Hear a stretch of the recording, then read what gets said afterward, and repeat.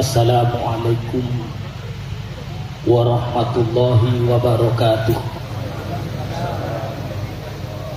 Bismillahirrahmanirrahim.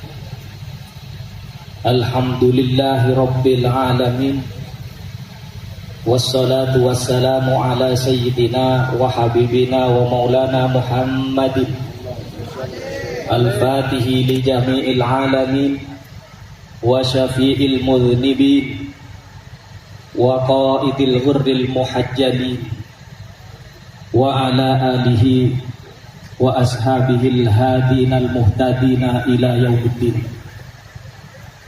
Allahumma salli ala sayyidina Muhammadinil fatihi lima ughliq wal khatimi lima sabaq nasiril haqqi bil haqq wal hadi ila siratikal mustaqim wa ala alihi haqqa qadrihi wa miqdarihil azim. Amma ba'dah. Masyayikhanal idham, ulama'anal kiram, segenap para masyayikh, para muqaddam, wabil khusus As-Syarif As-Sayyid Muhammad Al-Habib dari Ainumadi Al-Jazair, yang kami hormati dan kami taati, As-Syarif As-Sayyid Yasin dari Al-Jazair, yang kami hormati dan kami taati, As-Syarif As-Sayyid Zainal Abidin, yang saya hormati dan saya ta'zimi, As-Sayyid Wa'li bin Said bin Duwaina, yang saya hormati dan saya taati, As-Sayyid Muhammad Al-Habib Al-Jakkani, segenap para muqaddam yang hadir pada kesempatan kali ini, wabil khusus Al-Habib Ja'far bin Ali Baharun, Al-Habib Idrus bin Ali Baharun, Syekh Muhammad Soleh Basalama, Syekh Ibrahim Basaiban, dan segenap para masyayikh yang hadir pada kesempatan kali ini, yang tidak bisa saya sebutkan satu persatu tanpa mengurangi rasa hormat dan takdim kami kepada beliau-beliau. Segenap panitia penyelenggara Multaqa Ahbabul Khatmi Asy-Syaikh radhiyallahu an yang dikemas dengan Idul Khatmi, segenap para ikhwan akhwat muhibbin muhibbat, hadirin hadirat rahimakumullah. Alhamdulillah, pertama patut kita bersyukur kepada Allah Subhanahu wa taala.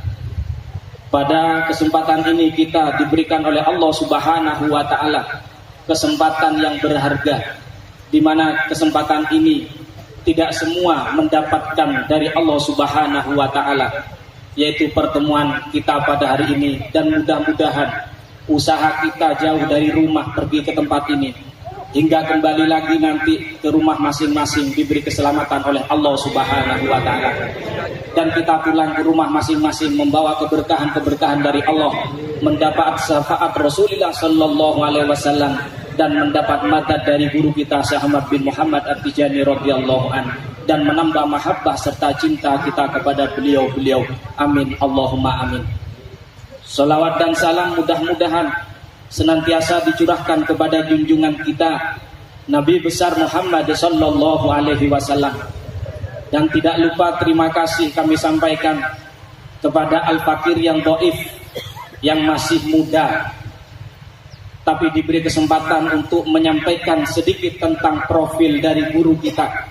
Mudah-mudahan dengan mengenal dan mengetahui profil dari guru kita bisa menjadi sabab, menjadi wasilah kita semakin mencintai beliau, sehingga kita semua kelak di akhirat akan berkumpul dengan beliau di surga Allah Subhanahu wa taala. Amin ya rabbal alamin. Para hadirin rahimakumullah, teringat sebuah ungkapan yang dikatakan oleh seorang ulama, di mana ada sebuah ungkapan yang mengatakan solahul abna murtabitatun bi solahil aba wa ida fasadal aba fasadal abna. Kesalehan, kebaikan, keberhasilan seorang anak ini sebenarnya berhubungan dan berkaitan erat dengan kesalehan dan kebaikan orang tuanya. Sehingga ketika orang tuanya rusak, maka tidak jauh anaknya pun akan menjadi orang yang rusak. Na'udzubillah, tsumma na'udzubillah. Saya mengatakan seperti ini kenapa? Karena para ulama berdasarkan kepada sebuah ayat yang disampaikan oleh Allah Subhanahu wa taala di dalam firman-Nya, di mana Allah mengatakan wa ammal jidaru fakana liyatimaini lihulamaini yatimaini fil Madinah wa kana tahtahu kanzun lahuma wa kana abuhuma sholihan. Dalam sebuah kisah di mana Nabi Musa alaihissalam dengan waliullah Khidir alaihissalam, dalam perjalanannya diceritakan ada sebuah tembok, di mana di bawah tembok ini ada sebuah harta karun, dan ternyata harta karun ini adalah milik anak yatim, 2 orang anak yatim. Dan harta karun ini senantiasa dijaga oleh Allah Subhanahu wa taala dari tangan-tangan dolim, dan kelak akan dikembalikan kepada yang berhak. Kenapa? Karena dikatakan wa kana abuhuma sholihan, dan kedua orang tuanya anak yatim tadi adalah orang yang soleh. Berkat kesalehan kedua orang tuanya, maka kebaikan-kebaikan mengalir kepada anak-anaknya. Bahkan dunianya pun, harta benda pun yang dimiliki senantiasa dijaga oleh Allah Subhanahu wa taala. Begitu juga dengan guru kita, hadirin rahimakumullah. Guru kita satu-satunya guru tunggal bagi kita di dalam tarekat kita, yaitu Sayyidi Abil Abbas Ahmad bin Muhammad At-Tijani radhiyallahu anhu. Beliau adalah seorang yang hebat. Kenapa orang yang hebat? Karena beliau juga lahir dari keluarga yang hebat. Beliau juga dididik dalam keluarga yang hebat. Orang tua beliau namanya Sayyidi Muhammad radhiyallahu anhu, adalah sosok yang terkenal kezuhudannya, sosok yang terkenal akan fokus ta'alluq hatinya kepada Allah Subhanahu wa taala.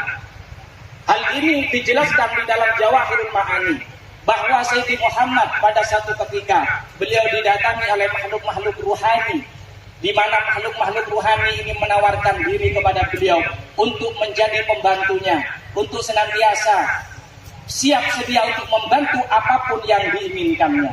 Tapi beliau tidak menerima tawaran ini. Beliau menyatakan, tinggalkan aku dengan Allah. Saya tidak butuh kepada kalian. Hati saya hanya berhubung kepada Allah Subhanahu wa taala.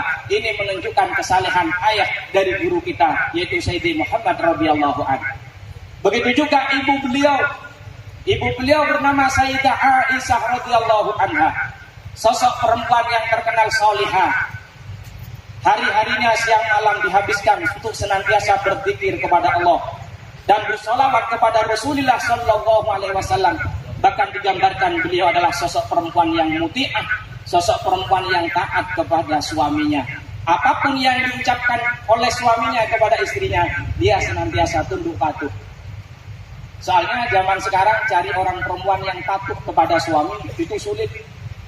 Jangankan patuh, suami minta izin saja sama istrinya, repotnya minta ampun. Kalau tidak percaya, nanti bapak-bapak bisa dipraktikkan izin kepada istrinya masing-masing. Sayang, saya izin mau nikah lagi. Kira-kira boleh apa tidak? Tidak boleh.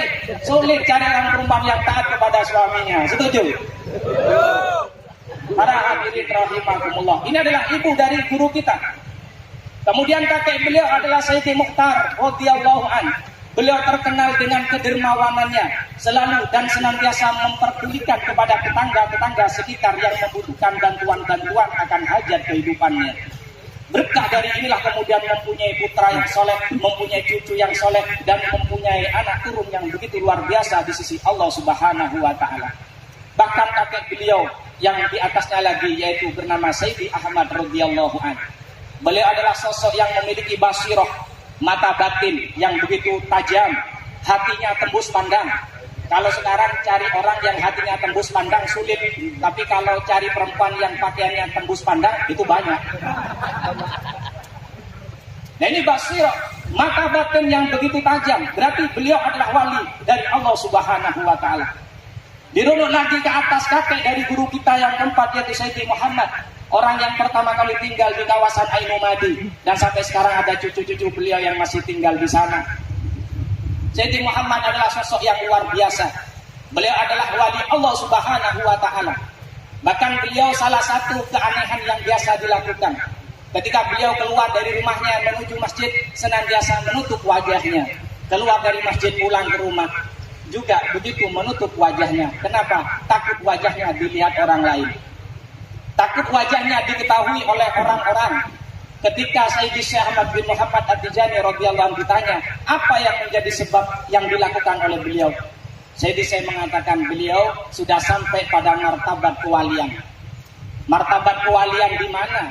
Orang yang sudah sampai pada martabat ini, kalau ada orang lain melihat wajahnya, maka orang yang melihat wajahnya tadi tidak akan mampu berpisah selama-lamanya.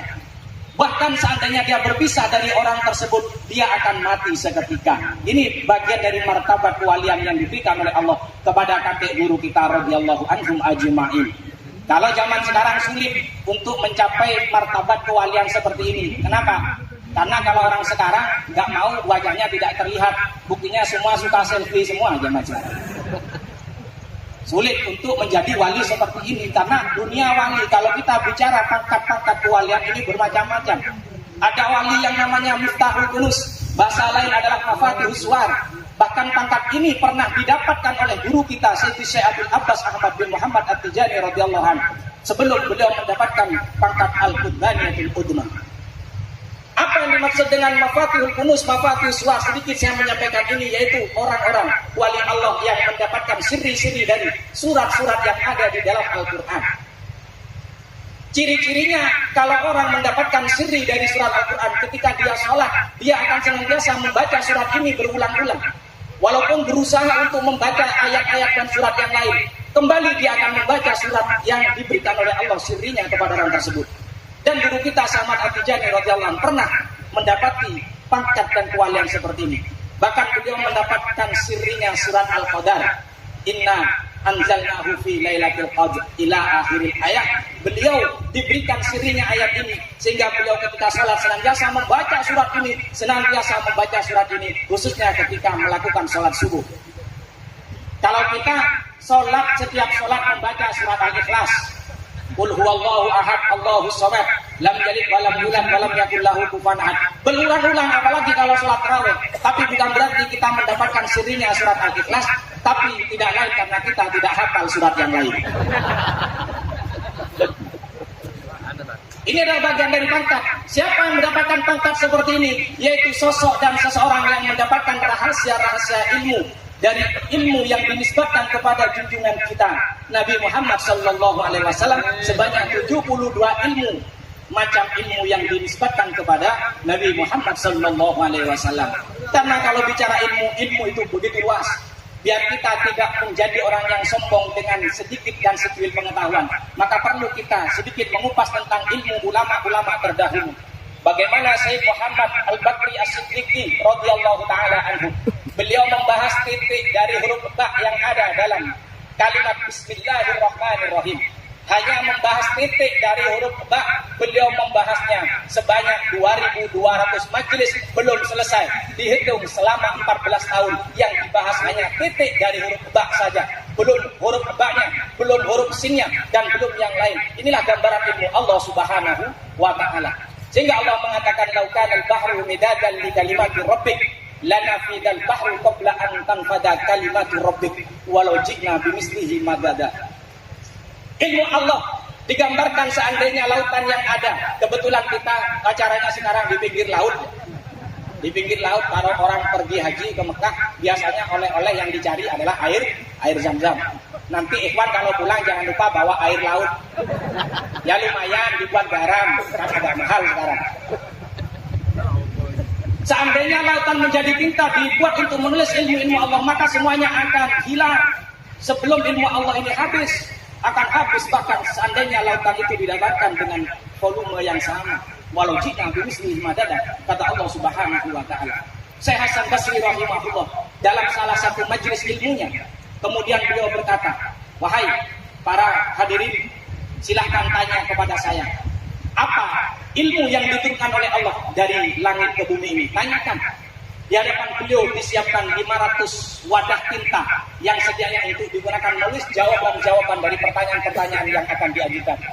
Hingga kemudian ada seorang muda yang kurus bersandar memegang tongkat. Beliau bertanya, wahai Syekh, saya mau tanya. Kalau memang disuruh untuk bertanya, saya mau bertanya. Kira-kira seekor nyamuk di dalam perutnya ada ususnya apa tidak? Pertanyaannya seperti ini. Pertanyaannya sepele, kira-kira seekor nyamuk di dalam perutnya ada ususnya apa tidak? Langsung beliau tidak sadarkan diri karena tidak menjawab. Setelah 3 hari beliau meninggal dunia, rahimahullah ta'ala.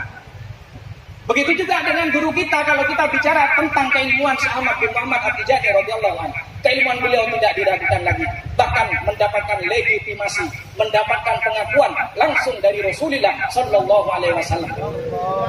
Rasul mengatakan dalam Al-Fathur Rabbani Manaqib yang ditulis oleh Syekh Umar Baidawi rahimahullah, dikatakan Rasulullah mengatakan kepada guru kita, ya Ahmad, kullu ma amlaita fa anta mutarjimun anni. Wahai Ahmad, apapun yang kau baca, apapun yang kau sampaikan, apapun yang kau jelaskan, maka semata-mata kau itu sebagai penerjemah dariku, kata Rasulullah sallallahu alaihi wasallam. Jadi apapun yang disampaikan oleh guru kita, diakui oleh Rasulullah bahwa itu adalah ilmu-ilmu yang bersumber dari Rasulullah sallallahu alaihi wasallam. Itu pun sudah tidak usah kita mengikuti yang lain yang menilai guru kita. Cukup Rasulullah sallallahu alaihi wasallam yang menilai sendiri bagaimana kapasitas keilmuan guru kita Syekh Ahmad bin Muhammad At-Tijani radhiyallahu anhu. Tapi meskipun demikian, beliau alimnya luar biasa, ilmunya laksana lautan tak bertepi, tapi beliau begitu tawadhu, begitu rendah hati. Sehingga dalam kitab Al-Jami' li Durarul Ulum, beliau mengatakan, "Lau aradtu ta'lif la allaftu alfa mujalladin." Seandainya saya mau mengarang kitab, kata Syekh, maka akan saya karang kitab sebanyak 1000 jilid, kata beliau. Seandainya saya mau mengarang kitab, kata beliau, saya akan menulis kitab sebanyak 1000 jilid, kata guru kita. Tapi dengan rendah hati beliau mengatakan, walakin lam aslu lahu, tapi saya tidak pantas untuk mengarang kitab, itu kata beliau. Ini menunjukkan keluasan ilmunya dan ketawaduan, kerendahan hatinya yang patut kita tiru dari guru kita. Kenapa ilmu beliau begitu luar biasa? Karena dari kecil himmah kepada keilmuan memang luar biasa. Karena ilmu diberikan oleh Allah sejak guna, sejak dini. Usia dini memang usia yang pantas dan layak digunakan untuk kita mencari ilmu Allah Subhanahu wa taala. Dalam sebuah asar yang disampaikan oleh Ibnu Jarir At-Tabari rahimahullah dalam karyanya Al-Mu'jamul Awsat, ada sebuah asar yang disampaikan oleh sahabat Abdullah bin Abbas radhiyallahu taala anhu.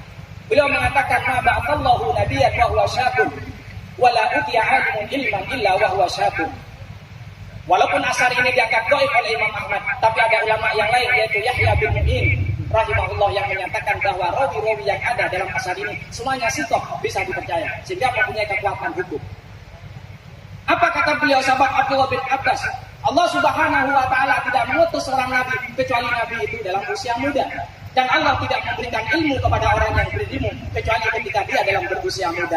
Maka usia muda, gunakan kesempatan untuk mencari ilmu Allah Subhanahu wa taala. Itu tentang keilmuan guru kita radhiyallahu anhu. Sehingga setelah beliau menguasai berbagai macam keilmuan, kemudian beliau ada kecenderungan untuk memperdalam ilmu tasawuf, yaitu ketika kurang lebih memasuki usia 21 tahun. Ada kecenderungan hati untuk mempelajari ilmu tasawuf. Tasawuf itu apa? Tasawuf itu banyak sekali definisinya, bahkan ada kurang lebih 2000 definisi tentang tasawuf. Sulit kita menjelaskan karena ada 2000 lebih definisi tentang tasawuf yang disampaikan oleh para ulama. Tapi intinya dari tasawuf adalah sikut tawajjuh ilallah, yaitu keseriusan kita di dalam beribadah menghadap kepada Allah Subhanahu wa taala. Beliau melanglang buana di mana mendengar ada seorang wali Allah, beliau sowan untuk mendapatkan berkah dan lain sebagainya. Sehingga tidak heran kemudian beliau menjadi seorang sufi sejati. Sufi sejati ini kata ulama salah satu cirinya la yadda'i abadan ma laisa minhu, tidak mengaku-ngaku dirinya apa yang tidak ada dalam dirinya. Mengaku-ngaku, tidak mengaku-ngaku. Bahkan guru kita wa adamu ti'a'il masyihah, guru kita tidak pernah mengaku-ngaku bahwa dirinya adalah seorang syekh. Tidak mengaku-ngaku. Jadi kalau kita bertasawuf, kita bertorekot, jangan mengaku-ngaku. Maaf kalau ada ikhwan bukan muqaddam, jangan ngaku-ngaku muqaddam. Ini berarti contoh ikhwan yang gagal produk. Betul apa betul? Jangan mengaku-ngaku. La yadda'i abadan ma laysa minhu. Ini salah satu ciri dari sufi sejati. As-sufi al-hakiki kata para ulama. Guru kita seperti itu, wa adami ti'ahil masihah. Dia tidak mengaku-ngaku sebagai seorang guru, padahal keilmuannya santrinya ribuan, ratusan ribu, jutaan, bahkan penjuru dunia termasuk kita semua menjadi santri dari guru kita Ahmad bin Muhammad At-Tijani radhiyallahu anhu. Sehingga beliau kemudian hadirin rahimakumullah, setelah ada kecenderungan untuk mempelajari ilmu tasawuf, akhirnya beliau melanglang buana mencari guru kesana kemari untuk mendapatkan pemahaman-pemahaman yang benar tentang dunia tasawuf. Hingga kemudian beliau bertemu dengan salah satu ulama yang namanya Sayyidi Mahmud Al-Qurdi dari Mesir. Ketika sampai bertemu dengan beliau ditanya, "Wahai Ahmad, apa yang menjadi keinginan kamu? Apa yang menjadi cita-cita kamu?" Guru kita dengan tegas menjawab, "Al-Qubbaniyatul Udma." Saya ingin menjadi wali kutub. Wali kutub ini merupakan kata para ulama seseorang yang mendapatkan perhatian khusus dari Allah setiap zamannya. Mahallu nadrillahi ta'ala minal alam fi kulli zamanin. Jadi dalam setiap masa ada seorang yang mendapatkan perhatian khusus dari Allah, maka ini adalah wali kutub. Seperti sekarang kita hadir semuanya melihat ke sana kemari. Kebetulan sekarang semuanya melihat saya, berarti saya sekarang jadi wali kutub. Wali kutub dalam bahasa umum. Wali kutub ini kalau menurut Sayyidi Ahmad Sukairi Al-Khazraji rahimahullah dalam karyanya Auradul Munif yang beliau tulis, wali kutub ini semuanya laki-laki. Wali kutub ini semuanya laki-laki. Jadi ibu-ibu jangan punya cita-cita jadi wali kutub. Sudah ditutup. Kalau mau punya cita-cita ingin jadi istrinya wali kutub, itu saja. Kalau mau jadi wali kutub nggak bisa. Kecuali hanya satu orang perempuan yang menjadi wali kutub, kata guru kita dalam kitab Jawahirul Ma'ani. Siapa? Yaitu Sayyidah Aisyah radhiyallahu anha. Hanya beliaulah satu-satunya perempuan yang menjadi wali kutub sebagai bentuk wirasah mewarisi dari ayahnya, yaitu baginda Nabi besar Muhammad sallallahu alaihi wasallam. Ini wali kutub, hadirin rahimakumullah. Sehingga beliau menyatakan cita-cita saya adalah menjadi seorang wali kutub. Dan betul apa yang menjadi cita-cita beliau akhirnya dijadikan sebuah kenyataan oleh Allah Subhanahu wa ta'ala. Tepat ketika beliau memasuki usia 64 tahun, beliau diangkat oleh Allah Subhanahu wa ta'ala mendapatkan pangkat Al-Qubbaniyatul Udma. Bahkan pada tahun yang sama, ketika beliau berusia 64 tahun, beliau diangkat pada tanggal 18 Safar pada tahun yang sama mendapatkan pangkat Al-Khatmu wal Katmu, mendapatkan pangkat kutub yang al-maktum, yang rahasia-rahasia dan pangkatnya disimpan oleh Allah Subhanahu wa ta'ala, yang mengetahui hanya Allah dan Rasulnya. Yang kebetulan inilah yang kita jadikan momen perayaan pada hari ini untuk mengenang dan mengingat bersyukur kepada Allah atas turunnya pangkat Al-Khatmu wal Katmu kepada guru kita Sayyidi Syekh Abdul Abbas Ahmad bin Muhammad At-Tijani radhiyallahu anhu. Mudah-mudahan senantiasa aliran nadat dari beliau mengalir kepada kita semua, khususnya yang hadir pada hari ini. Amin ya rabbal alamin. Dan tepat pada umur dan usia 80 tahun, kurang lebih 16 tahun beliau memikul dan memegang pangkat Al-Khatmu wal Katmu. Akhirnya beliau dipanggil oleh Allah Subhanahu wa ta'ala untuk meninggalkan semuanya. Kepergian beliau menjadi kesedihan khususnya bagi santri-santrinya. Sehingga tidak salah ketika salah satu orang tertentu, sahabat-sahabat khusus dari guru kita, sebagaimana disampaikan oleh Sayyidi Al-Arabi bin Sa'id dalam karyanya Bughyatul Mustafid, beliau menyatakan, saya mendengar dari seorang ashabus Syekh Al-Khassab, jadi sahabat saya yang khusus. Beliau mengatakan, beliau bercerita bertemu dengan Syekh. Ketika itu Syekh sudah meninggal. Bertemu. Hanya mengatakan kepada Syekh, ya Sayyidi taruh ta'anna. Wahai guruku, engkau telah meninggalkan kami, menunjukkan sedih yang luar biasa. Tapi bagaimana kata beliau? Lan atrukakum. Lan atrukakum, saya sebenarnya tidak meninggalkan kalian, kata guru kita. Innama hiya naqlatun min darin turabiyatin ila darin nuraniyatin. Saya hanya pindah tempat, kata guru kita. Artinya pandangan guru kita, tarbiyah dan bimbingan guru kita senantiasa akan menyertai kita semua sepanjang masa ila yaumil qiyamah. Mudah-mudahan kita dijadikan santri-santri yang taat kepada guru kita. Amin ya rabbal alamin. Saya kira ini sekilas tentang profil guru kita. Mudah-mudahan bermanfaat bagi kita semua. Ihdinas siratal mustaqim. Allahumma syurna fi zumrati abil faidil tijani wa amitna bi madadi khairil awliya. Assalamualaikum warahmatullahi wabarakatuh. Waalaikumsalam warahmatullahi